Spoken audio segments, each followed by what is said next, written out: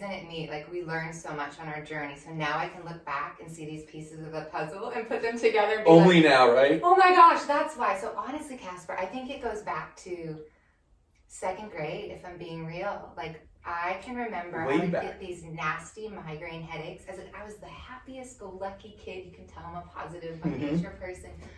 My parents didn't get it because I was just excelling in other areas and would get these wicked migraines like once a week, put me out, the whole thing, vomit, have to miss a day of school.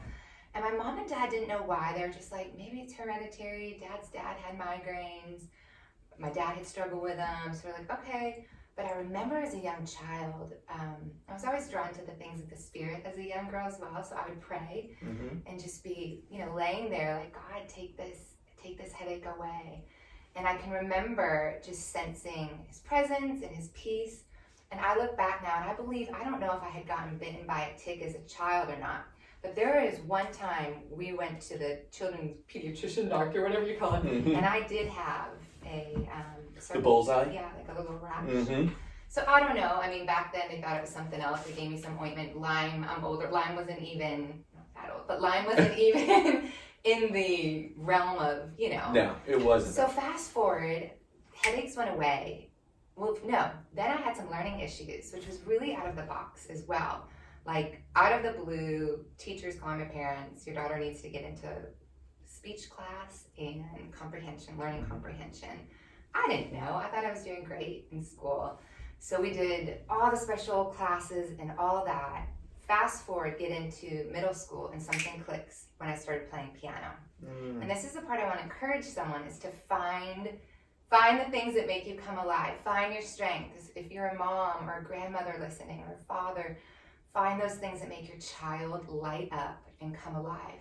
Because that was the key, and that was the ticket for the learning. It just switched on the other side of my brain. Now, I don't know the science. You guys will probably know the science behind it, but as soon as that creative side came alive, and it came so easy, I could hear a song, sit down at 9 years old and just plop it out. My academics were it went through the roof. I top straight A students, giving a speech, high school graduation, graduated college, summa cum, whatever you call it. So there's something to that, and I think that was part of my health story too, because during that time the headaches went away. So there's these little keys: headaches, learning issues. Music came into my life, played a huge role. Went into my dream music school, Berkeley, but it was at Berkeley, another little part of the puzzle with my healing story. I think I was exposed to mold in those dorms. Boston Commonwealth Ave, I mean, come on. And I had constant, what do you call that, tonsillitis, where your tonsils are inflamed, and had to be on antibiotics. You don't want to know how many years? You look at me like you're crazy. Don't. Several years, all through college, as soon as I'd go off the antibiotics, I'd get it again. Right. So finally, my junior year, I just had them out, because that's what conventional doctors tell you to do. I was a singer. I was getting to do really cool music things and sing background for James Taylor and Livingston Taylor, and just living life to the fullest, but didn't feel awesome physically. Then mono hits, right? Which you just think is the college kissing disease. I don't know, just to be honest today, right? And so that is what it's called, yeah. I got mono. But then that was hard to overcome. So it was one thing after another. And I think some people are built just to push. And I think that's good. I would push, but I also think it's a warning sign that something in your body is not functioning right.